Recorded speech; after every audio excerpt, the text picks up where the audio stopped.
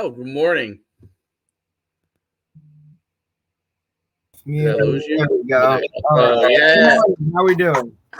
Good. Good. Last week's podcast with Liam Anderson, uh, linebacker at the NFL, really has a lot of people buzzing. It was really got a lot of traction, a lot of people interested in what he had to say. I'm still releasing clips on it, which is pretty cool. So, I've done a bunch, I think, so far, but try to do more because there's a lot of great things on there, especially for high school kids. A lot of stuff that even though it's kind of basic, it hits home because you see a guy he wasn't a 5-star, right? So like it's easy for when kids look at a 5-star and a 5-star says I did this or that, like that may not be as realistic for every kid, right? But Right.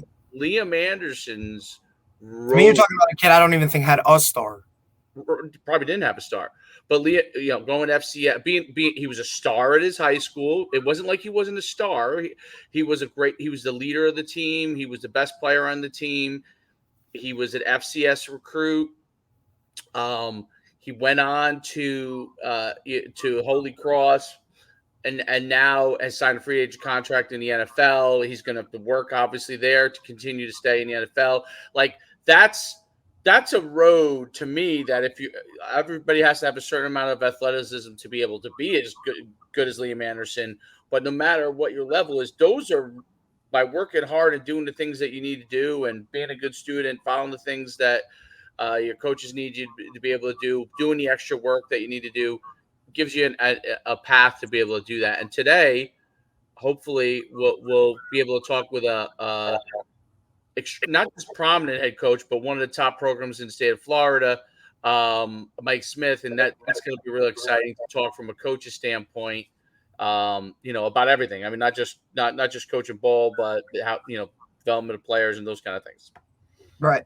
And I think the whole, the traction for Liam in itself is because, he took what I would think is more of a way or more of the path that a lot of these high school guys deal with where, he's playing 3 sports, football wasn't even kind of on the radar, and then to get to ultimately become a college football player and a pretty good one to make himself and get himself kind of onto a roster, I think going, through an FCS school is something that, a lot of these guys think that they have to be able to do, or go this way or do this, or I need to have this many stars, that type of stuff. For him to go and do those and get to the level that he's at in a different type of way, and then to be able to share that with our guys, I think was just tremendous in itself.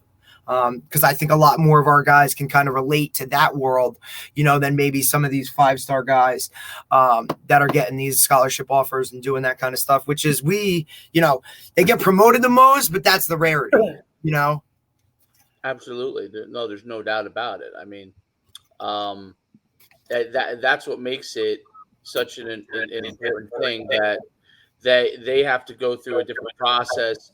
And it'll be cool today because when we talked with Coach, obviously he has some of those guys that we would consider 5-stars, right? So, Right. And I'm sure he has a mix of those on their team, but so it'd be really interesting to talk about all that process. Right. I mean, you're talking about a guy that as an assistant coach dealt with a bunch of 5-stars, right? And now currently just produced the number 1 receiver in last year's class, Brandon Innes, going to already at Ohio State after graduating this year. He's got a 2026 number 1 receiver in that class already with tons of offers and hasn't even played a snap his sophomore year yet.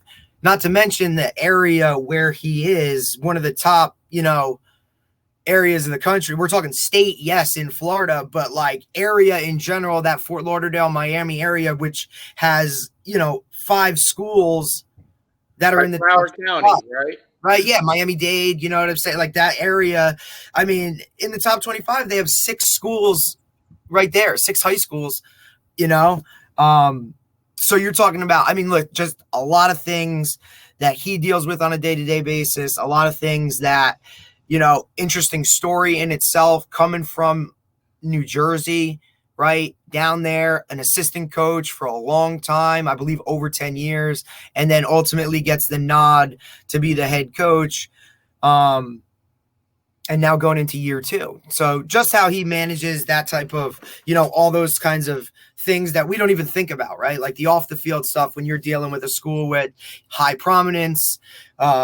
This guy wants to go here. This guy's coming here. I know the rules in Florida are a little different too when it comes to transfer in terms of that kind of stuff. So I just got a message. He's hopping on in a couple. He's just dealing with some issues, he said. So life of a high school coach never changes, I guess. Yeah, right. So But like even the rich, that deal with, they got to deal with the same kind of things that we deal with, and ultimately how you deal with them in that can change certain things. Absolutely. Well, now where's Coach Smith from originally? So he went to High Point High School in Sussex County.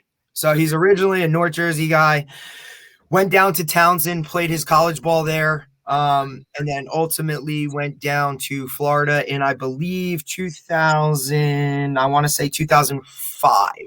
So he's been down there for a little over, 15 years. Kind of got onto American Heritage in its, I want to say, I don't want infancy maybe, and he can, kind of tab into this a little bit, but we can kind of set the stage. Was an assistant coach, running backs coach, strength and conditioning type of guy. Went down there, and that's really where he made his kind of set the tone for them, where they looked at him like he was something more than just a coach, was the strength and conditioning aspect that he kind of brought that down to South Florida where it wasn't really a thing yet. And then ultimately these guys kind of followed suit, started training, and he's coached some really high-end talent in terms of guys in the NFL. He's coached under some coaches that are now onto bigger and better things. I know he coached with Mike Rumpf, who's now a DB coach with University of Miami. Patrick Surtain, who we all know his son is one of the best corners in the league, plays for the Broncos, but he now coaches with he was with the Miami Dolphins for a little bit, and now he is back at Florida State coaching DBs. So he's coached with a lot of high-end guys, and well, let's bring him on. He's here. He's here. Yeah, he's in now. So hey, Coach. What's going on? What's going on? How's everything going? Coach D was rolling through the intro on you. He had your bio. So I said, I saw you in there. I said, let's bring him on. Let him. He's got it down, though. He knows you well. Absolutely. What's going on? What's up, man? Well, Coach, thanks so much for taking some time to come on today. I'm going to try and put, there we go, a little bit better sequence there. We want to talk to you because obviously Derek knows you well, but American Heritage is one of the programs that people always talk about in the state of Florida. You have a unique background as well from a strength and conditioning standpoint. You come from New Jersey. You moved down to Florida. I just learned that you were from High Point. So you got out of there. But that's also a place that has a legendary coach, right? For many years. I don't know if he knows the coach that you're good friends with or played for him or not, but really want to dive into your background and kind of, if you could give us a great rundown of that would be fantastic. Man, it's been a journey. It's definitely been a journey. I moved down here. Well, actually, I went to Towson University, played there. After I left Towson, my wife is from New York. I'm from New Jersey. She didn't want to live in New Jersey. I didn't want to live in New York. So we both had family. We both had family down here. So we decided to make the move. And to be honest with you, we made the move with really no plan. I started in the parks. I was putting flyers on people's cars for training, and just I had maybe 3 kids that first summer, and I was driving all around Broward County just training kids, really for like $15 a session too, just kind of nickel and diamond.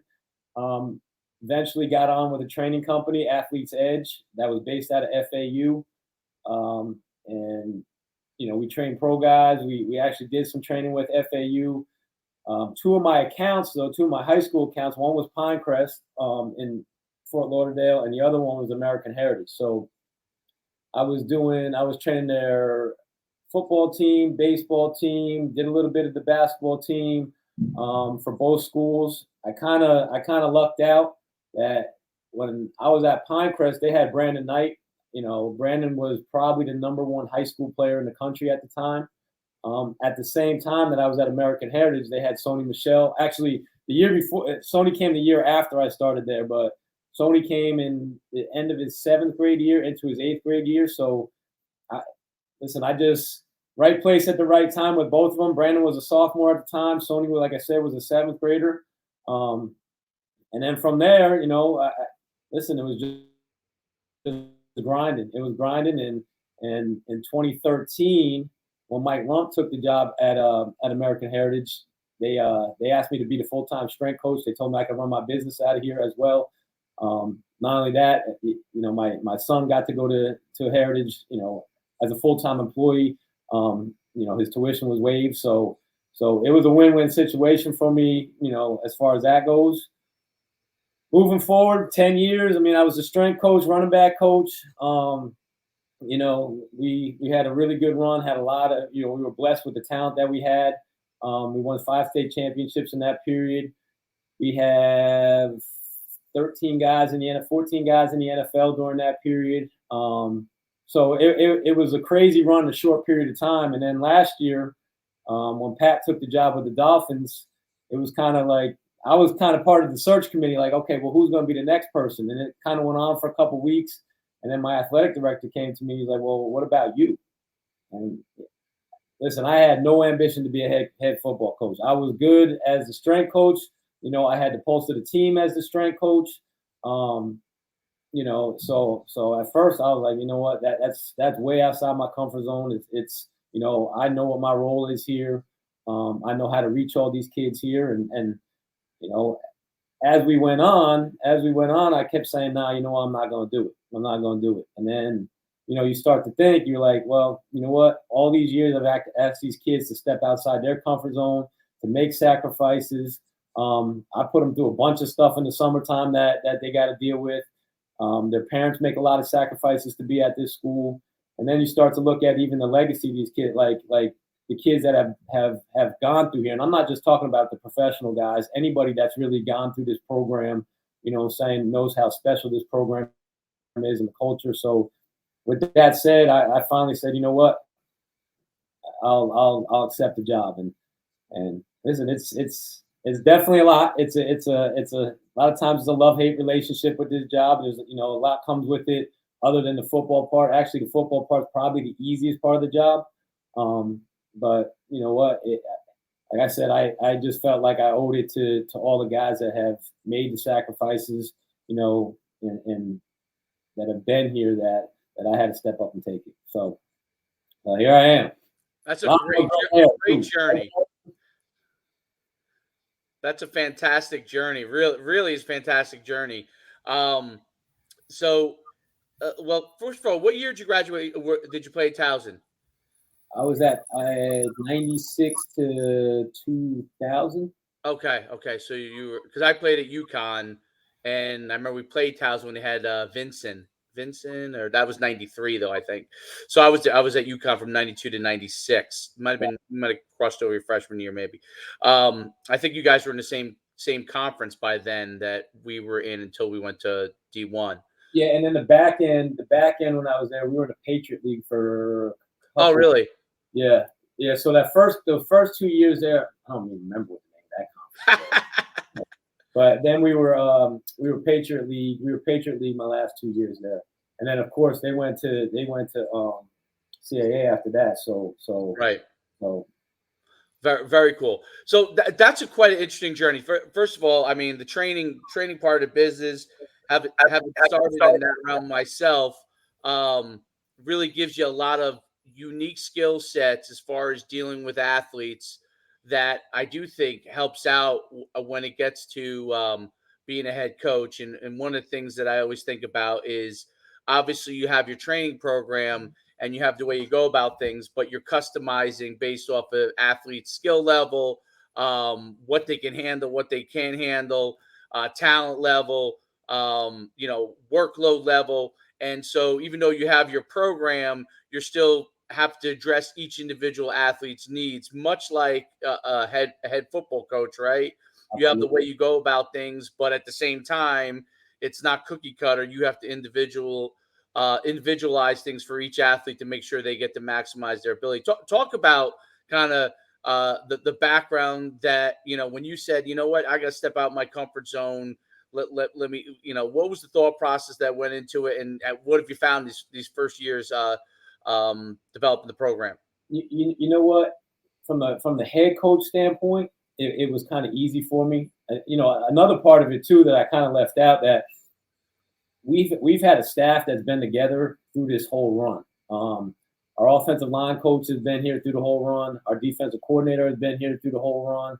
Our offensive coordinator was here through 4 of the state championships. Then he took a head job himself and then came back. So from that standpoint, it's been, like I said, the football part, it has been kind of, if the flow was kind of easy for me because I know those guys can coach, and I kind of just let them do their thing. You know what I'm saying? So for me, it was just all the new stuff that comes with it. Like, I've been here for 10 years, and there's stuff that I learned in the first 3 weeks about this school that I didn't even know. So, as far as, the admissions process and all that stuff, the culture stayed the same though. I think that was the biggest thing. And I think that's always, the thing that separates programs is that the culture stayed the same. So for me, I'm still the strength coach. So that's still my baby. And it was business as usual there. I'm still the running back coach because I have to coach. I can't just be walking around the practice field. I have to coach. And, in the beginning, there was some stuff that I had to lean on some of the guys that have been here, like Pat and Mike, especially Pat, because Pat was the most recent coach, and I would call him like, man, Pat, how do we handle this? How do you handle that? And Pat one day just had to tell me, like, Mike, you don't understand. You've been doing a lot of that stuff through the years anyway. You know what I'm saying? Yeah, the title changed, but, you've been organizing the schedules, and you've been, putting certain things together, and you've done the pregame stuff, and you've done all that stuff. So it was a matter of just kind of keeping it simple, and just listen. We've done this. It's not our first rodeo. You know what I'm saying? Let the coaches coach, and just it was business as usual. And then I'll just deal with whatever I got to deal with, away from the field. But as far as on the field stuff, it was business as usual. And in the strength and conditioning department, like I said, I never really gave that role up.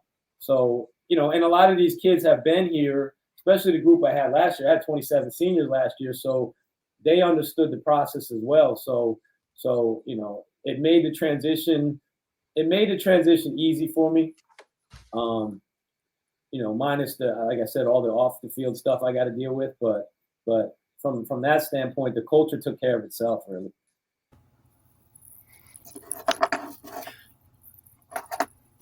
I think that let me jump in. I think it's something like I understand. Like, so when you got down there, right, and like you said, the culture hasn't changed. The head coaching title has changed. Guys have changed, but the nuts and bolts of it have stayed together. I think that's something that a lot of guys look over, and they don't see that aspect of it when it comes to it. And you've literally been that guy for that long. And I think when, as a player, you see the guy that's out there doing strength training, doing the conditioning stuff. I mean, you're running through the drills still with them. I think that adds a little bit of a different look to, like, yo, that's my coach. He's going through this with us out here in the middle of June with the heat and all this kind of stuff. Like, I want to play for that guy. And now that structure is in place for the program, right, you just have to take that title and not screw it up. Yeah, really not screw it up. No, but Derek, this just because we have a relationship. Like, that was the vision coming in here. As the strength coach when I was hired. I mean, I had already been here, obviously working from a company standpoint, but but that in 2013, that was the vision, to build a culture a lot like, really, you and I have talked about this, like the University of Miami used to have with when all those guys came back and trained and stuff like that. So, and I think that's the thing that a lot of people see too. Like right now in the weight room right now, I think I've got 9 pro guys in there that played here. And they come back and they train and they interact with our kids. And, it's not even, it's at the point now where they just look at it, oh, well, that's Brian and that's Sony. And, saying that's like, it's not, nobody's starstruck over it or anything like that. Like the guys, it's part of the culture. It's part of what we do here. You know what I'm saying? It's normal to see those guys here. It's normal to see those guys on the sideline on a Friday night if they have a bye week. Now it also motivates those kids too. Like, I want to be one of them kids that are on, the 14 people that are on the fence, the 14 banners that are on the fence out there when you come in.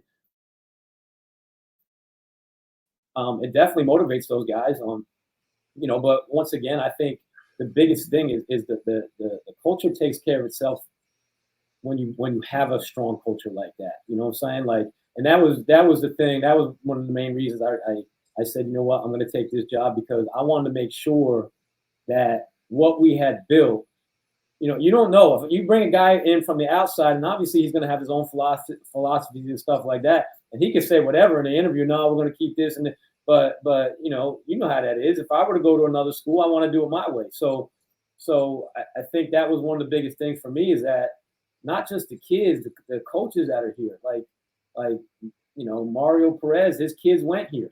Daryl Porter, his kid went here. You know what I'm saying? Travis Spiver, our offensive line coach, he's got 2 girls that go here. You know what I'm saying? So and the list goes on of guys that they're really part of this program. You know what I'm saying? And I don't mean just like they're invested in this program. So it was important for me to just make sure that stayed together, and what we had built, continued on, and the culture continued on. And that's why I say the easy part's the football part and the training part and all that, because they know that there's a certain way that we do stuff here. The standard is the standard, and I know that sounds cliche, but it's true. The standard, there's a standard here, and it's a high standard. You know what I'm saying? And that's got to continue on. So that's why I felt it was important to step up. And you're right. And listen, man, you're not the first person. These people that are in that weight room, when I took it over, I got congratulations. Now don't mess up my program. They didn't use that language, but it was don't my program. So there's a standard here. There's a standard for me too. So that's the unique thing about this place, is that it's got a really unique culture where that everybody, it really is a family. I know everybody talks about family, but it really is, because these guys are always here. What are some of the unique challenges that you might encounter? Maybe obviously there's a lot of top tier talent there, managing that within the team. You talked a lot about culture, but what are some of the unique challenges that you feel either your program deals with or you deal with, on a day-to-day basis?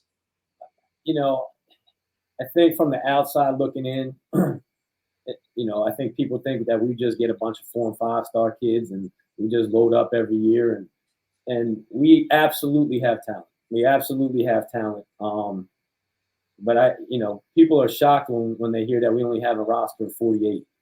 I coached in the All-American game this past year, and I was talking to the coach from Buford, and I was trying to get some practice ideas off of him. We got a roster of 95. I can't do first team offense and second team defense on this field. You know what I'm saying? And I can't do that. So, but we make it work. We make it work, and it's. I think another thing you deal with in South Florida is we invented the portal. Plain and simple, we invented the portal. I mean, the movement down here is crazy. I mean, every day there's a kid at a different school, and you're trying to keep up with. I know college coaches come in like, man, I thought that kid was over there. Yeah, well, I thought so too, but now this week he's over there. Or so our process here is not, is a little bit more thorough than other places, because this is one of the top private schools in the country. So there's stuff that we have to overcome here as well as far as getting kids in. They do a great job here of supporting me and helping with that process, but it's there's a standard academically here as well. So there's from that standpoint, it's it makes it a little bit difficult, but there's enough talent to go around down here, and our biggest thing is developing kids. Yeah, you've got to have dudes, and you've got to have talent, but we also believe that in development here too. We got a lot of kids that their junior and senior year, you're like, I can't believe this kid's on the field right now. But from what he was as a freshman or a sophomore coming in, but that's once again part of the culture and part of the expectation that if we have 48 on the roster, we expect you to contribute in some type of way, and we expect you to prepare, in some type of way, and if you trust the process and you listen to what we're preaching, that your time is going to come, your opportunity is going to come, and these guys do a great job of preparing, and we've had a lot of kids turn themselves into really good football players here, just by like I said, buying into the culture and buying into the program, and there's a lot of kids that we've sent a lot of kids to college that early on, like, man, he's not a college football player, but they've made it and they've been successful at that next level because of stuff, because of the culture and the standard that we're setting here. From a recruiting standpoint, because you said Florida invented the transfer portal, which I agree with. I mean, guys I remember back in the 2000s, guys were moving left or right. First time I ever heard of it, ran showcase down there, and they're like, oh yeah, he was here last year, now he's here this year. That was when I first learned about that stuff. But from a recruiting standpoint, as far as college recruiting, right? How has that transfer portal and NIL, has that affected you guys at all? Are you as a head coach having to deal with anything with respect to that? Especially a top tier program like yours, I'm sure there are things that are going on that you have to deal with there. Can you talk a little bit about that? Listen, it's tough. I mean, in my first year, that's what I got hit with my first year, because we had 27 seniors, and it's tough. It's tough for these high school kids right now because of that portal. You know what I'm saying? And you'll have some coaches come in and say, Coach, we're only taking 2 high school kids at that position, where we took 4 portal kids. Offensive line is one that's really tough with that, because listen, if I can go get a 21 or 22-year-old that's been developed in a system, you know what I'm saying, and he's got his man strength and all that stuff, you know what I'm saying, that's a quick fix for a lot of colleges. The elite guys are going to take care of themselves. It's that next tier down that I think is getting hit with it the most. Just because listen, I tell our kids, if you have something, you probably got to think about locking in early. Just because if it's late, I can't promise you that there's going to be room at a lot of these schools. I mean, we're talking about the Friday before signing day, and I'm calling 15, 16 schools because I've got a really good football player that's still looking for a home. You know what I'm saying? Where normally this kid would probably be a Power 5 kid, you know what I'm saying, or mid-major kid. Like it's just it's tough right now. It's tough right now, and that's what we're dealing with right now. So, and I can tell that it's wearing on the college coaches as well, because when they come in, a lot of them look exhausted with it. Especially the NIL stuff, because you'll have a kid that, let's say that he's at a UMass or a school like that, and you might take that kid as a freshman, and he was under the radar. Now you develop him for 3 years, and now he becomes an all-conference player. And guess what's happening? They're coming to pluck him out of there. You know what I'm saying? The bigger schools are coming to grab him out of there. So I know it's weighing on them as well. And so it's then you get to the NIL stuff, and that's an interesting topic as well, because okay, let's just say I'm a running back coach at a school and I've got 6 running backs in my room, and the guy that's scoring all the touchdowns is making less money than the guy that hasn't even stepped on the field yet, that can divide your room really quick. So, I know a lot of those guys, just talking to them, a lot of those coaches, like sometimes they don't even want to know the numbers because it makes it difficult in that room that, well, coach, why is he getting this? And I'm not, and I'm the one doing all the heavy lifting and, I'm not getting what he's getting. So what I try to talk to those guys, like, how do you build a culture in that atmosphere? You know what I'm saying? So, and they all tell you it's tough. It's tough. And it's the same thing. It's the same thing at this level. You know what I'm saying? Like, so I lost 27 seniors last year that had been here for a long time. And I brought in kids, but now I got to see what cultures have these kids come from. You know what I'm saying? How do they fit what we're doing? Do they know how to win? Do they know how to battle? Or are they just, about themselves? It's definitely a tough environment right now. From a recruiting standpoint, like I said, the high school kids are the ones that are getting hit the hardest with this, just because there's no room. You know what I'm saying? But what is happening is a lot of these lower level schools, the Division twos and even the Division threes, are getting really good football players. They're getting really good football players, and like I said, we have a bunch of kids that we've sent to those types of schools, and 5 years ago they would have been Division I players. But it's tough because everybody has a dream of playing D1, and you just got to you got to sit them down, and you got to be real with them and the parents, and just tell them, like, listen, this is the state of college football right now, and you still get a really good education out of it and play really good football at a lot of these other places. But it's tough, man. Right. And I think with your program too, like, it's a double-edged sword, right? Because you've produced such high-level talent that's gone to your Power Fives, your, what you want to call, the schools that the colleges that people are watching on Saturday on TV are where these guys want to go. And because you've built and sent so many of those guys there, now with the whole state of recruiting and everything like that, now anything less is almost that like a pseudo failure, when really you're going to a hell of a spot to get a hell of an education and you're going to play, right? Like, so a lot of those things, I think that balancing act for you is something that a lot of other people don't have to deal with. There's no doubt. Like, it's gift and a curse, obviously. I mean, there's no doubt because, we talk about standard and all that stuff. And listen, the other part of it too is that, like, you think that a lot of people think when they put that uniform on, they become those people on the fence. You know what I'm saying? That well, you guys got 14 guys, but that's not normal. You know what I'm saying? That's not normal. Like I said, we've been blessed with that. And yeah, we get talented kids, and you're right there. Like the expectation is, if I go to American Heritage, I'm going to get Power 5 kids.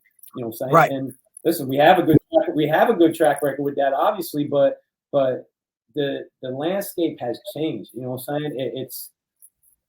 And those guys don't see the work that's put in behind the scenes, right? Like, I mean, look, I know you do a great job with your social media. Look, your players are very outgoing when it comes to that stuff, and they like to put this stuff, whatever. And you can kind of stir that narrative and direct that narrative. But at the end of the day, they think that just because, hey, I'm going to American Heritage, I'm putting on that helmet, right? I'm putting on the jersey. And then now all of a sudden, just because I go there, I'm getting an Alabama offer. I'm getting a Tennessee offer, right? Like, this guy's in the building asking about me and all this. But no, man, like, you got to see the work that goes into what these guys do. When your best player is also your hardest worker and sets that example and that culture of what's come from there, because I know what your big time players really have put into it to get where they are. I don't think unless you see that firsthand, people understand that. Absolutely. And this, there's other things that go into this as well. You know what I'm saying? Like, there's a lot of stuff that recruiting is almost like a beauty pageant. You know what I'm saying? And if you're, we were just talking about that, because we saw guys going to the University of Florida on their official visit and coming out of like the tunnel with like an announcement, like, so-and-so here with all the uniforms and that kind of stuff. We were just talking about the pageantry of recruiting. And look, I was with it firsthand with you, right? We took that trip with Sony to Florida, and you saw that how the red carpet was laid out for a guy like that. And that's not ultimately the case, but that's what these guys are trying to do. See, and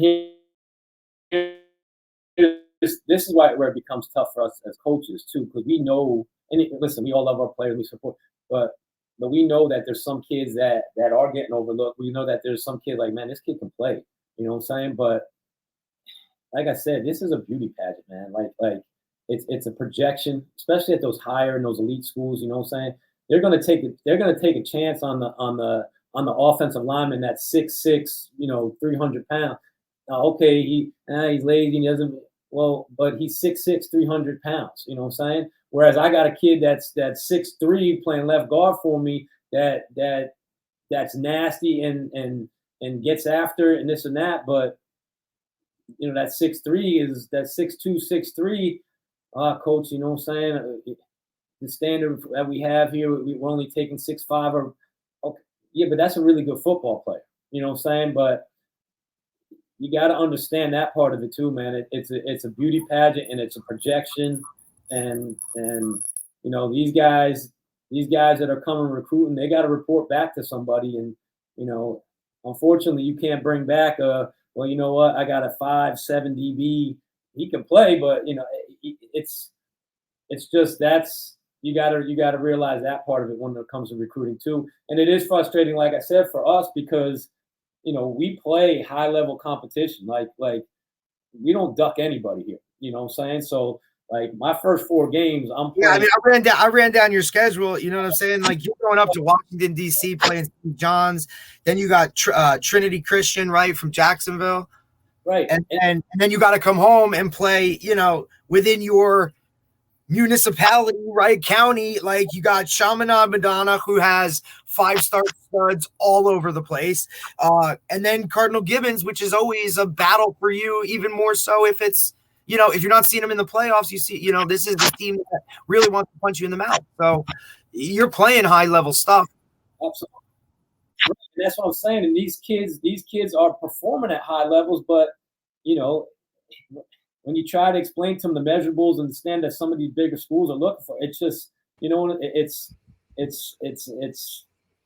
gets frustrating because that some of these kids can play at those levels or whatever. But you also they also got to understand this. There's a lot of good football out there. There's a lot of good football at these other levels out there. You know what I'm saying? And if you have the opportunity to go to school for free, you won the game. You know what I'm saying? If you get your education paid for, you've won the game. So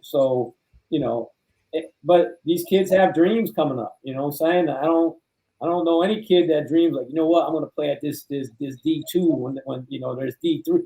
Everybody wants to play at the Alabamas and the Georgias and all that stuff. It's just sometimes you gotta alter your goals a little bit and understand that listen, man, like just because I'm not getting recruited at this level doesn't mean I can't play high level college football. And then after that, you know what I'm saying? Like if you are that guy and you have been overlooked, that next level will find you. You know what I'm saying? Because the NFL is loaded with kids that are, loaded with players that were overlooked. You know what I'm saying? So it's tough because you're playing with kids' emotions and their dreams and stuff like that. And like, Coach, you've done I'm doing everything you're telling me to do. You know what I'm saying? I'm producing, I'm working, I'm doing all this stuff. But, why is this not coming? But like I said, it's recruiting is a hard thing to figure out, man. It's a hard thing to figure out. So yeah. So you work as hard as you can for the kids, and you just everybody that's here. If you want to play college football, we're going to find a spot for you. I have a training question for you because we obviously Florida. There's so many fast players, and that's one of the things that I'm sure you're always developing from a speed standpoint, and in recruiting. That's like everything we hear, like how fast guys are running is such an important thing. What are some of, and you've had a lot of really good players that have gone to super high levels, including the NFL. what have you done specifically to try and help people develop speed over time, right? And really develop that power and explosion that they need to run their best 40 times, to run as fast as they can in their routes, or or defensive linemen coming off the edge. What are some of the things that you've done development wise? Because speed is such a premium nowadays. What have you done there? I'm gonna be honest with you. The simplest answer I can give you for us is from the day I got here took over in 2013 as the strength coach to right now, is I tell our skill guys, you gotta go run track. You gotta go run track. You know what I'm saying? I was a big track guy. I was a big track guy in high school and coming at and I know what it did for my speed. There's something about running 200s and 150s and 400s. Yeah, listen, I know the science behind all this stuff. I do, I do combine training every year. So I but that track is different, you know what I'm saying? And one of the advantages obviously we have down here is that when football season ends, our guys are on the track in December. And I joke with the guys every year, but I'm serious about I say, all right, man, y'all don't win this second or third round game, you guys are going to track practice on Monday. Nah, coach, all right, you're going to track practice on Monday. So we've been really successful here with that. Greg Barnes is our track coach and does an unbelievable job developing these guys. We've had Anthony Swartz, that was a 10 flat guy here. Tyson Campbell, who plays for the Jacksonville Jaguars, was a 10-2 guy. Pat, I believe, ran 10-7. Pat Surtain ran 10-7. But we have our guys. We have our guys on the track. I got 3 freshmen this year that all ran under 10-5. One ran a 10-2. But wow. It's a great problem to have, dude. I'm telling you. But it's great to hear someone talk about how a track, like make it that simple. I was a track guy myself. I talk about big track guy, Mike. Big track guy. Like that's what like a lot of the stuff that I ever had. Quite like, hey, he ran this on the track. Like, what this guy? Like, so it links up, and you get it because you have had those guys that can fly.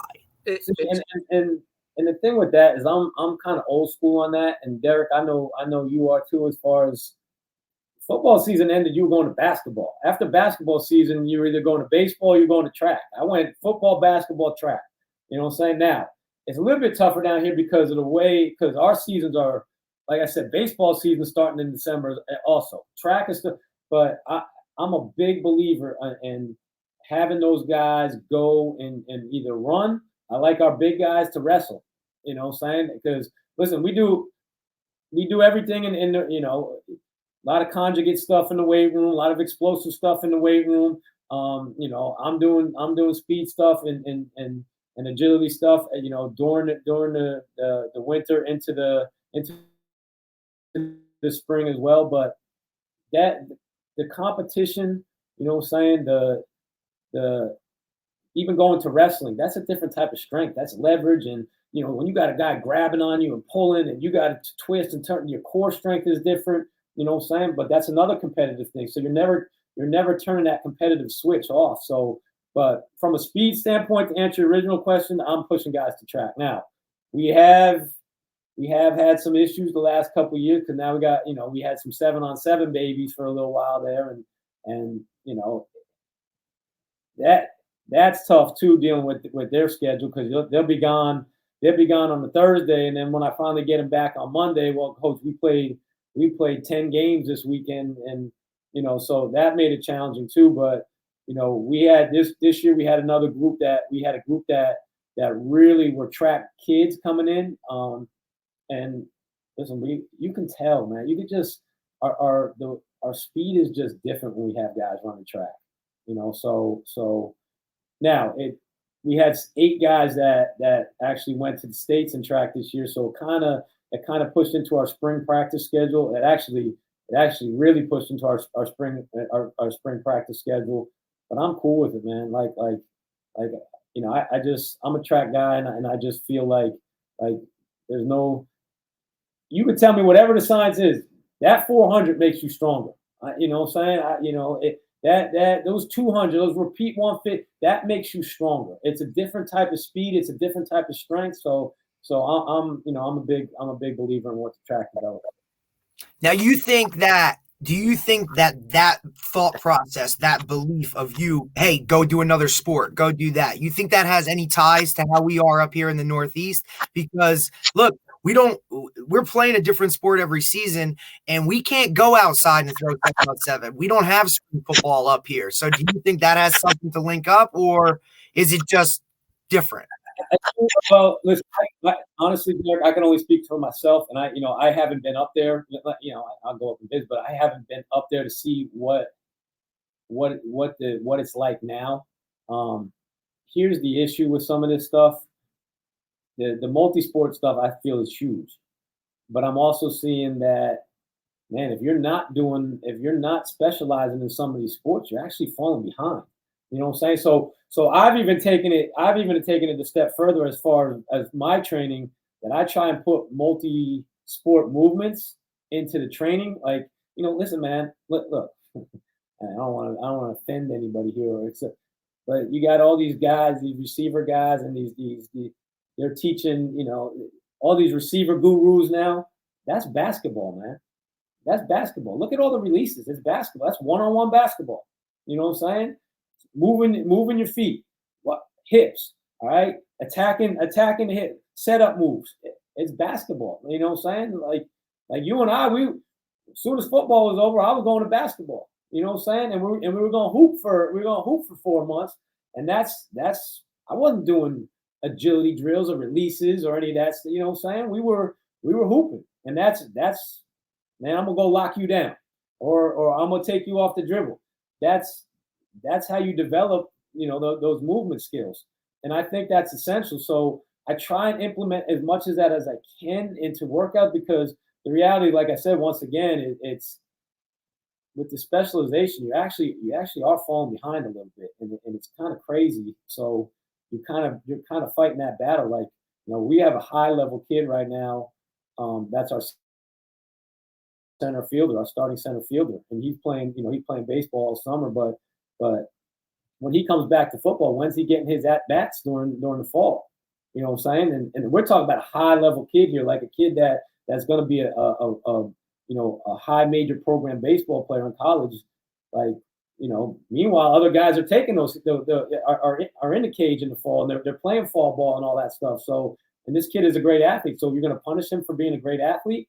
So it becomes a tricky situation, especially with the high skill sports like basketball, where you can't take a fall off to play football and not be in the gym and working on your handles and your shot and all that. You're just falling behind. I mean, that's kind of what Kobe was talking about, wasn't it? It's just a math problem. If you're working out 2 times a day and I'm working out 3 times a day, by the time we 1, 2, 3 years in, I'm so far ahead of you. So you're kind of battling that.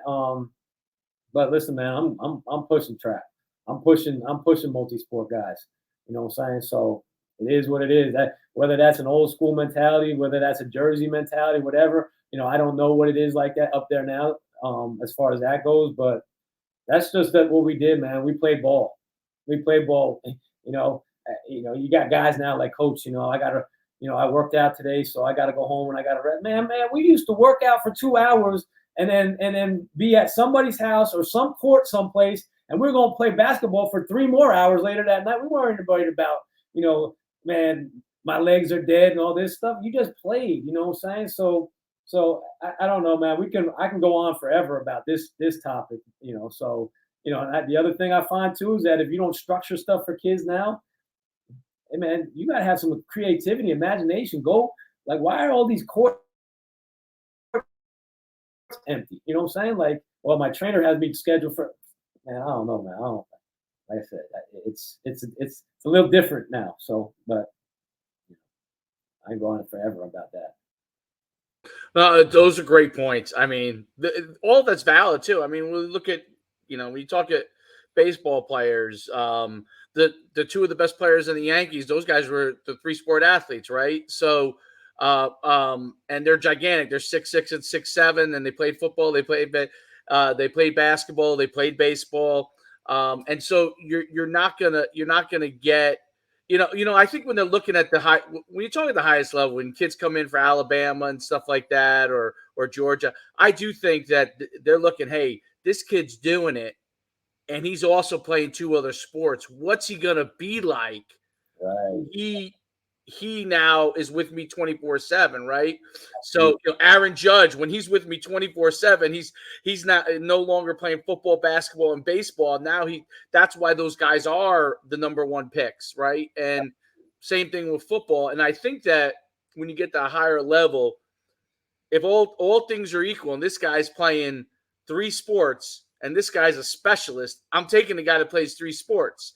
And when I hear coaches talk about it, like Urban Meyer talking about it, and all, I mean, they're all saying 3 sport. What they're really saying is, hey, if I get 2 guys that are equal, okay. Now, obviously, if 2 guys aren't equal, that's a different situation. But if I get 2 guys that are equal and the one guy's a 3-sport athlete, I know he's going to be the better guy down the line because his upside is a lot higher than a guy who's been specialized in. And this is nothing. Listen, everybody's different. Some kids need to specialize to give them to give themselves that chance. And there's nothing. I get both sides of the story just like you do.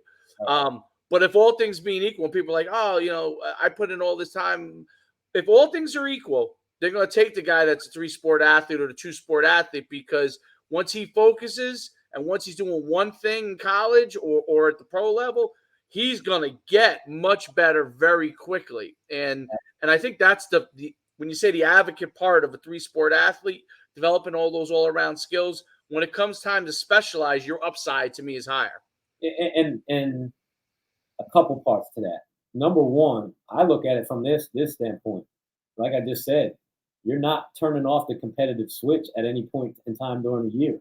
Like I go to a basketball game or whatever, and there's been a lot of stories of guys that have been recruited in a sport that's not their sport. You know what I'm saying? Like just by I go to basketball, I could tell how competitive a kid is. You know what I'm saying? Does he fold or does he shy away from pressure? That tells you a lot about the character of a kid. You know what I'm saying? Does he back down when the lights are the brightest? You know what I'm saying? And are you disciplined enough to work in that sport as well? You know what I'm saying? So all those things factor in. And then going back to what you're talking about, let's go back to the original thing, speed. If I got a kid that's running a 10, matter of fact, the kid that I have that ran a 10-2 didn't even play high school football last year. He was a kid that came over late. He actually was a kid that played one more year in the park, but he runs a 10-2. He's got 4, maybe 5 offers already because they're seeing like you can't. That's something that you can't coach that. You know what I'm saying? But you can develop it. And I think one of the knocks on the 7-on-7 stuff, and I'm not knocking 7-on-7 at all because I believe that that's helping kids get reps and develop as well. But you're not hitting top speeds. You know what I'm saying? You're not developing speed during that period of the year. And some of it too is just the repetitive movements. Like we played 15 games last year, and I got kids going to 7-on-7 2 weeks later. Like Derek, and you know this, and remember that first time you went to basketball practice? Like, damn, bro, my groin is sore and all that. I thought I was in shape for football. You know what I'm saying? Football shape, right? It was always you're going from one to the other, but it was like, oh, I played football, so I'm going to be in shape for basketball. Hell no, that first basketball practice was brutal. You had to get in that type of shape, right? And coach, you know this as well from the track standpoint. Like when you're training guys that for 40s and stuff like that don't have a track background, you got to teach everything. You got to teach rise. You got to teach the angles. You got to teach them how to relax. That's why I just laugh when the reason he ran fast because he was a track guy. Duh. Yeah, you're answering you just answered the question. Like, come on, man. Like these guys learn that stuff. You learn how to relax when you run. You learn the rhythm of sprinting. People don't realize there's a rhythm to sprinting. The rhythmic rise of coming out of a stance and you know what I'm saying, and not rushing it and continuing to push. You know what I'm saying? Like all that stuff. You learn all that stuff in there. And then listen, man. It's from the day that you can first run. Racing is different. Racing is different. That's a different type of speed, man. Like when you got somebody I ran the anchor leg of a 4x4 when I was in high school. When you hear that click, click, click behind you, you got to find a different gear. You got to find a different, you got to dig deep and find some dark places to make sure that click, click, click doesn't pass you up. So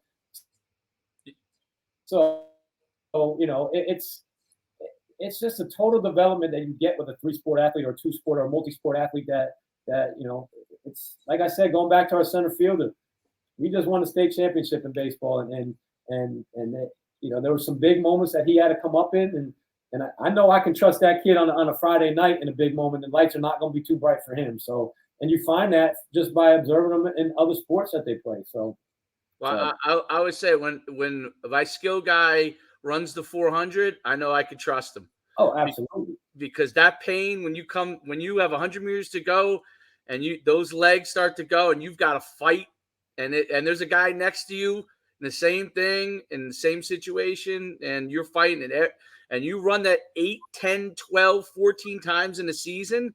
Right. Woo! You go to football practice is easy. Absolutely. But let's now, and like I tell the guys all the time, like, listen, man, I know the science behind this. I know the science behind speed. I know you need full recovery and all this, but sometimes we gotta go meet Jesus. You know what I'm saying? Like sometimes, because that's what's going to happen in the third and fourth quarter. Them legs are going to be dead. You're going to be, especially like a team like Chaminade last year, they ran 103 plays. Yeah, exactly.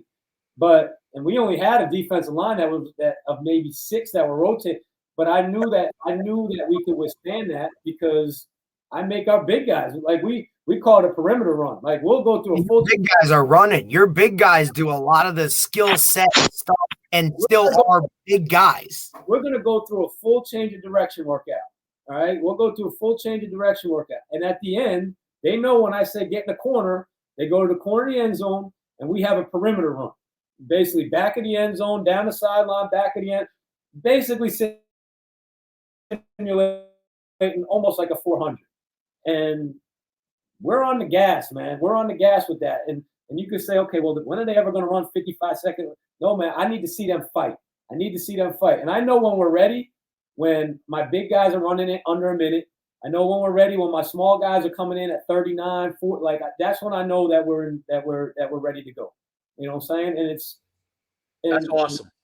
And and you see it show up in the games. Like I will say that is one thing that if we're with you in the third and fourth quarter, we got you because once they start grabbing those toes because they're cramping and stuff like that, and we got you. And we're downloading information in the first 2 quarters, and then we're gonna keep coming. You know what I'm saying? So that's listen, like you said, Coach, there's something about that 400. I don't care what the science says. When I was in college, I would actually, my first couple of years, it was like, okay, we doing the 40-yard bursts and the 30-yard bursts, and then in the summertime, in the afternoon, I go by myself and I'd run 150s. And listen, even today, I don't run them very fast, but I'll still run some 150s occasionally. But all of a sudden, your speed comes back and you're strong. So yeah, okay, it's not the same velocities. 400 is not the same velocity as a 100, but there's something working there. You know what I'm saying? Yeah, it's a type of strength. So yeah, there's no doubt. Well, and Derek, you might have been on the staff at Depascale at the time. I'm not sure, but no, this is you're probably in college still. But in 2005, I remember we went up to a 7-on-7. This is when I think the youngest Sims was on Depascale, and the most impressive thing, we were at a 7-on-7 tournament there, and the high school I was coaching with. And the most impressive thing I had ever seen, and I was like, this team is going to be always unstoppable. Coach Toll had the linemen on the track running 100-meter sprints with like a 25, 30-second break in between, but 100-meter sprints. And it wasn't like they ran like 1 or 2. They were doing 12 to 14 of them. I mean, and they would run them, and they had to make them in a certain time, right? And I was like, I told my team, I said, you want to be a great team? those linemen right there, no, those guys ain't never going to get tired. Right. They're never going to be tired of the game. A game's going to be nothing for them. You know, when the other guys put their hands on their knees, so then D-line is putting their hands on their knees, those linemen aren't going to be putting their hands on. They're going to be looking for another rep and trying to put a pancake on you. Right. So I saw that, and I was like, that's why Coach Toll in New Jersey is considered the best. Not X's and O's or any of this other stuff, because his lineman could do that. Well, I'll tell you what, that was always a big thing, right? And it's comparable to what you guys do, Mike, because look, you've had Bosco teams come down to you and that type of stuff, but like their whole mentality was always, when it came down to it, like, look, teams may be better, they may be whatever, but we're going to be in better shape, and we're going to just be able to, when that third and fourth quarter comes, right, when you're looking across and your opponent is winded, he's shot, he's looking at the ground, right, like you're still going to be going full speed.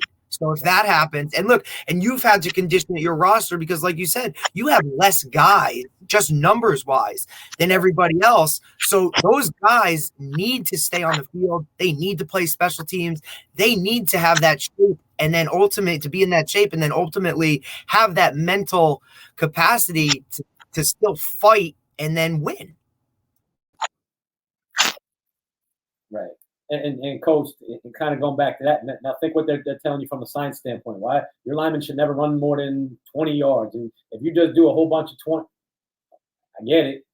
I know what the science says. Listen, I got the certification. I've got the degree. I get what the science says. But this is there's a whole nother aspect to that. And a lot of this too is the mental part of it too.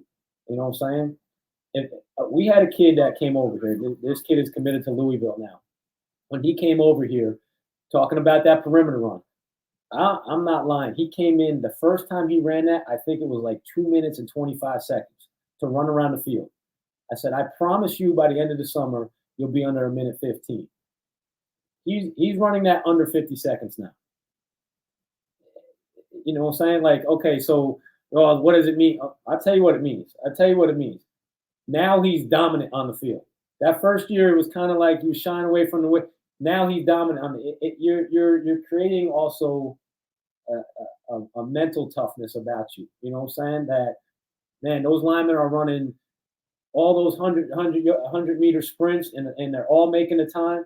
Man, you come out with a different swag to you. You know, on a Friday night. You know what I'm saying? Like, even I told the guys the other day, and Derek, I did tell you, I'm not jumping in as much as I used to. You know what I'm saying? I had the knee last year, but you know, that's I'm back from that. But I run 2200s before every game. When they go to FCA, I go out by myself and I run 2200s before every game. Why 22? Because a normal person would probably run 10 or 20. I go to 22. And I'm not playing it down. I haven't played it down since 2001 or whatever the hell it was. But it's the fact that it's developing a mental edge and a mental toughness about you. You know what I'm saying? And setting the example and just, you know, like that's stuff that's not in the books. That's stuff that you don't learn about that in college. You know what I'm saying? That's there's some trial and error, and you can't do that with everybody. You know what I'm saying? That's part of building the culture and the standard. Like, it don't matter, man. It don't matter that we got a road game. Guess what? I'm gonna run my 22 on the field before we get on the bus. You know what I'm saying? And it's the details of it. It's just the urgency and what you do, and getting those guys to understand, like man, like you said, this whole thing, the basis of all this, and I've been preaching this to you since you were in high school, is work, man. Is work. No matter what's going on, whether you've lost 2 games in a row or whatever, or it's you got to put your head back down. You got to grind, and that's life, man. That's life with anything, because you're going to face a lot of adversity. You know what I'm saying? Like, you're going to face a lot of adversity in life. And I tell these guys this the other day, like, even after football, you're going to have to compete. You know what I'm saying? You're going to go, especially in this, you're going to go into a job interview and there's going to be 7 other people trying to get the same job as you.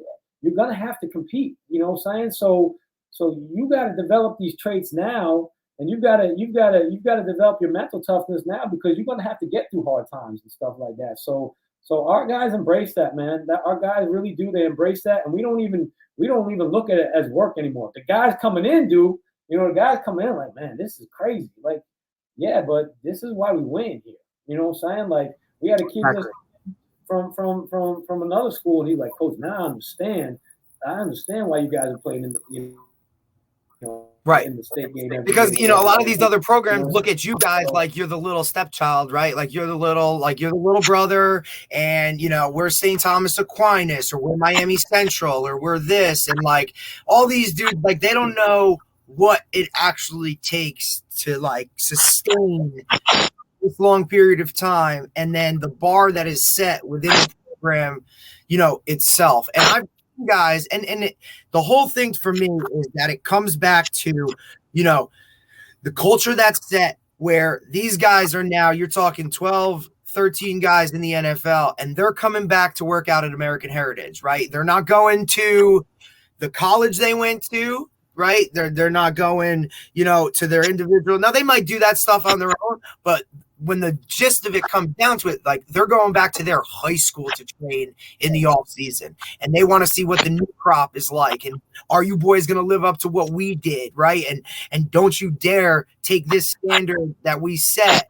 Don't you do something that makes it look negatively upon, right? Like, so you set that. I think that culture has a lot to do with, why guys want to come to you. And listen, when they come to you now, I got to continue to recruit my own roster, because that's the world you're living in, right? Because everybody wants to go and get an American Heritage guy, because why not, right? And we're talking high school to high school. Like you said, you guys invented the portal down there. And this is now like what we're going through up here. And guys don't understand the 7-on-7 world or embrace this or not. But it looks like you, in terms of the best model, is to embrace everything, but ultimately at your core this is what we're about, and this is where you maximize your potential. Because at the end of the day, it just comes down to putting in the hard work and getting through it, and you'll be successful. And a lot of guys don't understand that. Absolutely. And that's because that's where you got to fall back. You got to have something to fall back on. You know what I'm saying? And then you fall back on those standards and those values and stuff like that. And listen, I will tell you this place is not for everybody. No. And you've seen it. You've had high-level guys come in. You've had high-level guys leave. But what else? Like, everybody wants to see the Surtains of the world, the Brian Burns of the world, the Sony Michels of the world. But what they don't understand is, like, you've had quarterbacks go to Harvard. Right. It's something that's like, oh, and that guy, listen, just as proud of that guy is the guy that's going to Bama. Absolutely, because that guy made the same sacrifices, put in the same work. You know what I'm saying? Did all the same stuff. So and once again, it goes back to this. Like you're not putting value on where they on different values on where they go to. You know what I'm saying? Like if a kid is going to school and he's getting an education and it's at a high level school like a Harvard, any school really, to be honest with you, listen, that you've used this gift that you've been given, or this tool that been given, this game of football, to get you into a better spot, to set you up for the rest of your life. The same thing with kids that come here, you know what I'm saying? Like, your gift that you've been given, whether it be on a little league level coming in or from another school, brought you to this school. This is one of the top private schools in the country. So that gift has given you the opportunity to come to a school like this. And I think that's kind of what gets missed a lot of times too, especially down here. It's football. But listen, man, we make sure that these kids are getting a high level education here, are doing all the things that they need to do. I tell my kids all the time this too. Academically, right? Like, your guys, your whole entire process of going to your school is very different than, a St. Thomas Aquinas, right? Like a school literally right around the corner, kind of like the way they get people in and what they do academically is not what American Heritage does. And it's the same type of thing up here, but you're just looking at different levels. And I'm not going to talk. I can't talk for any other school because I've only been at this school. So I know this. I know what this place offers outside of football. academically what they're about here. We tell our kids all the time, stop hanging out with each other. Stop hanging out with just the football players, because there's a lot of amazing stuff going on this campus. Like, you know, when I was in the classroom, you're required to go to graduation every year as a faculty, and you know, it's long and all that stuff. But you sit there and you listen to the valedictorian, the salutatory, and you're like, man, these people are doing unbelievable things here. You know what I'm saying? And some of these kids that you're going to meet here are going to be connections that you're going to want to have later in life. A quick story. I had a kid in one of my classes, one of my strength and conditioning classes one year, and I was just, you know, having a conversation with him, and I'm like, well, what colleges are you thinking about going to? And he's like, Coach, you know, he's like, I don't think I'm going to go to college. I said, oh, well, why not? He's like, well, you know, I've already started up 3 tech companies. I'm like, what? But, you know, and I asked some of the guys on the team, I'm like, have you ever talked to him before? You know what I'm saying? Like, nah, Coach, you know, he's kind of quiet. I said, you guys need to start talking to some of these people and start building relationships. And our guys really have done a good job with that of talking to some of the kids and other kids of the student body. And you'd be surprised, like, some of the kids that you see talking to you, like, man, that kid's from the city of Miami, and he's talking to a kid that's not even from this country, you know. So and they're having a relationship and a bonding and stuff, and it's really a cool thing when you see these kids actually, you know, interacting with each other, and you're like, man, look, you know, they got a lot of stuff in common, and if they don't, they're learning about each other and stuff like that. And these are connections that you're going to have for life, and you know this. Football is only a small part of your life. That's only a small part of your life, whether it only be high school or you only get to the college level, or if you're blessed enough to even play in the NFL, that's a short, you know, a short stint too. So, you know, you got to take advantage of these relationships and you know, and the connections that you build at a place like this. So that's, you know, it's special beyond just the football here. So, you know, that's something that we really, you know, preach with our kids, to get out there and talk to these other kids and, you know, become a well-rounded person. Well, Coach, this has been, I mean, I'm sure Derek feels 100% the same. Been absolutely phenomenal talking with you today. I mean, an hour and 12 minutes flew by. I'm worried that I'm taking you away from other things, that your phone's blowing up, you know. I want to thank you for coming on today and talking with us. It's just unbelievable, just the knowledge you have and the experience. And you know, just the depth of your understanding of what it takes, not just to be a great football player, but to really be well-rounded and everything those young men that you work with need to do. Thanks so much for coming on today. I appreciate you guys having me. Have a great day, Coach. All right, big guy. Appreciate you, buddy. I'll talk to you, Derek. All right, man. Be good. Bye. That was phenomenal. Yep. Good dude, man. Like, really, he's grinded. He's, you know, he's worked his way there, but he's also built something that's, you know, and we didn't even get to talk about his business, right? And like, I know the D2D, right? Yeah. I mean, you know what I mean? Like, I'm just telling you, like, he really stepped in it perfectly when he was able to link up with that school, and they allow him to run that business out of the school, taking away that big facility type of, you know, now I got to put that into it.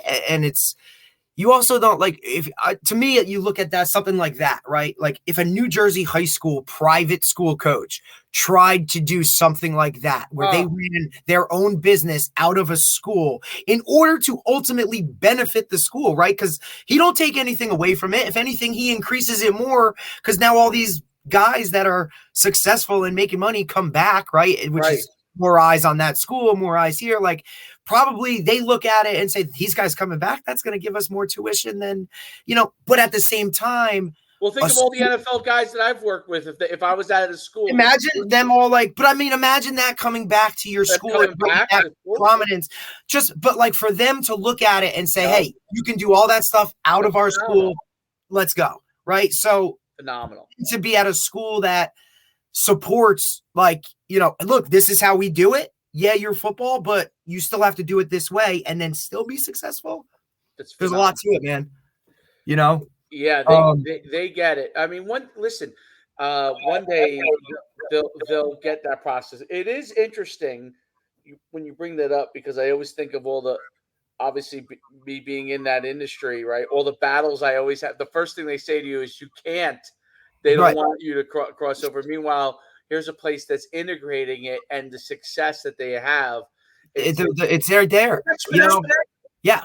And here's what's funny, and he didn't even reference it, and I don't know if a lot of people, when he's talking about those two guys that really started his whole thing, Sony Michel and Brandon, right? So Brandon was a basketball player. So he was the number one player. Brandon Knight went to the University of Kentucky, I believe was only there for 1 year, then went to the league, and he's been in the league bouncing around, but the highest of the high hoopers. And then he had Sony Michel, who rushed for 1,000 yards as an eighth grader. Yeah. Right?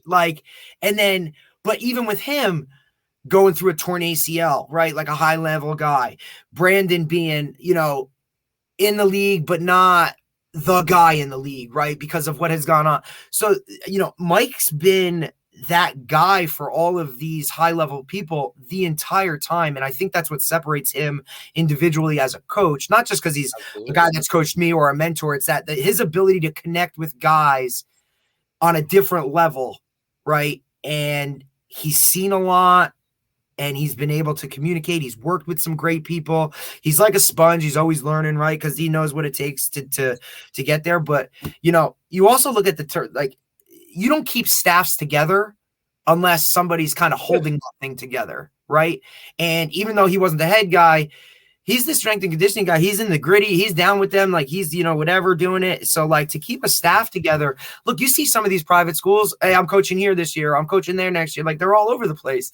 Right. So that together, right? And that wasn't even talking about, he doesn't even talk about that some of these guys that were on staff were pros themselves, like Gadsden, Patrick Surtain, like these guys, Mike Ruff, like he's working alongside, and he's just this guy from, I went to Townsend, right? And I'm not even from here. I'm from Jersey, right? Like, so now I'm down here, and there's just a lot, and it's for me to see it, right? Because I've seen it from literally ground zero to watch it build and just watch it continue to grow.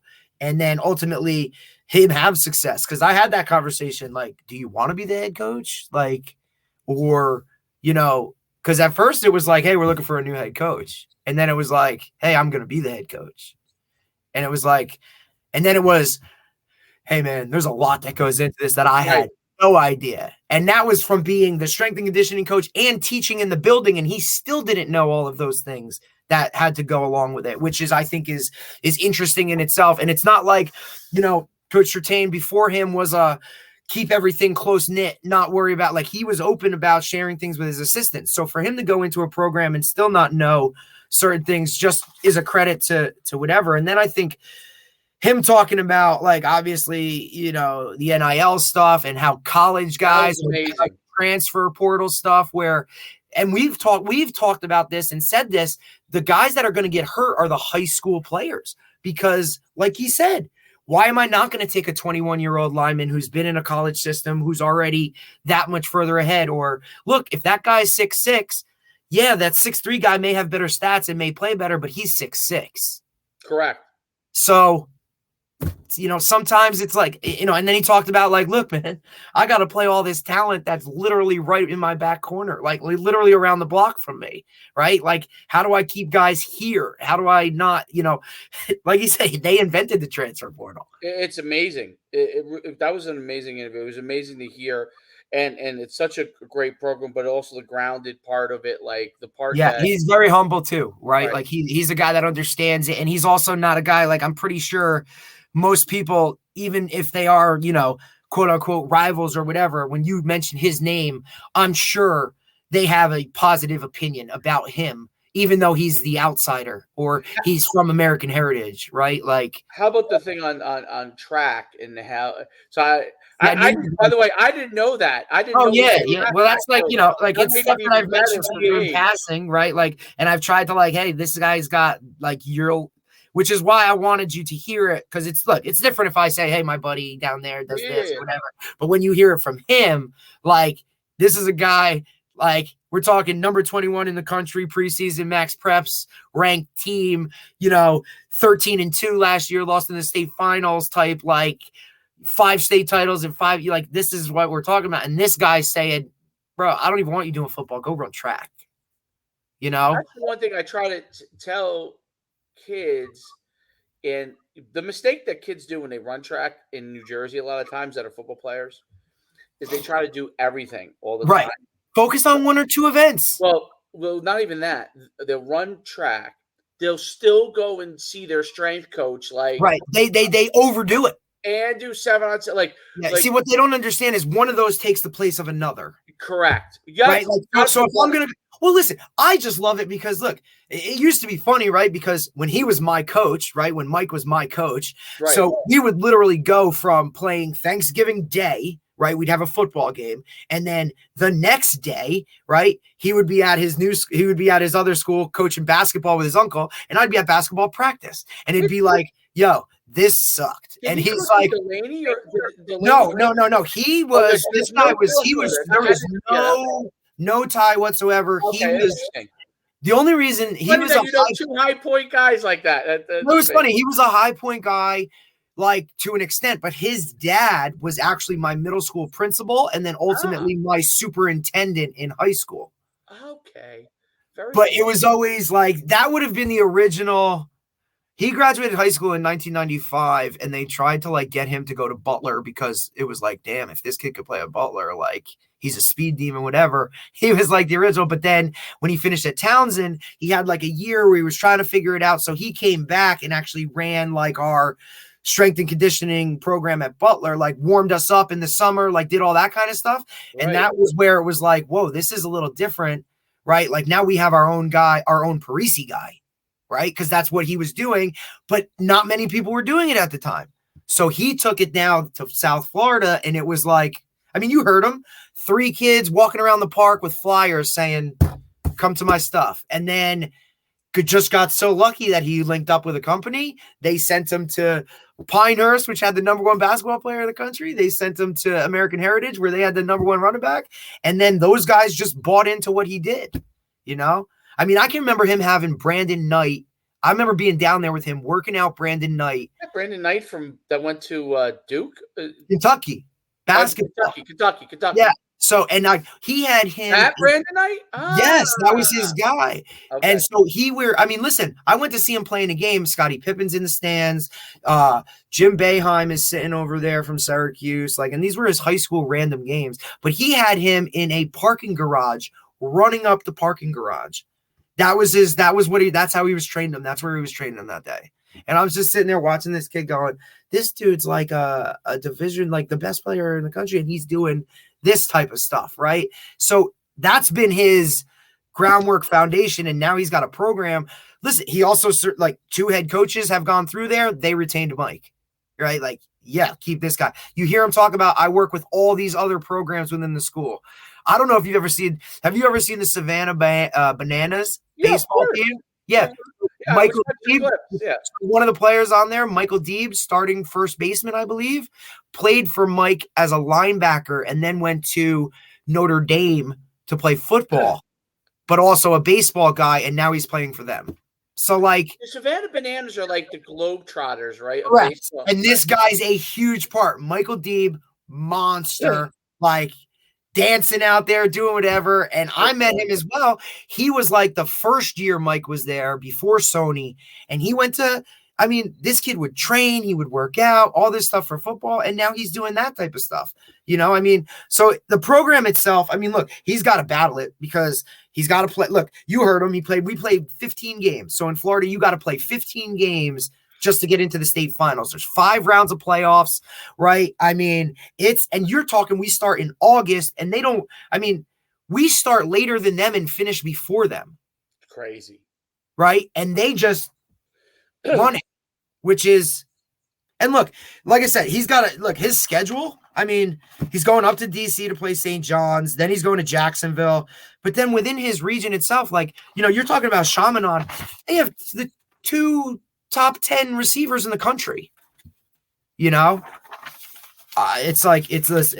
good for these guys to hear though a head coach talk about, look, this is the state of college football right now. I mean, he even talked about, the college recruiters coming in and how exhausted they are, right? Those coaches are like, just this NIL deal, right? Or he's talking about guys like, hey, I took a swing on this guy, I've developed him, and now he's going to leave me because that's what happens. I mean, it's the world that we're kind of living in, man. It's tough. So you really got to be, if you're a dude, you got to be a dude. No doubt. On that note, let's end the podcast. Fantastic podcast. Sounds good, man. 2 for 2, man. Crushing it. All right. Until next time.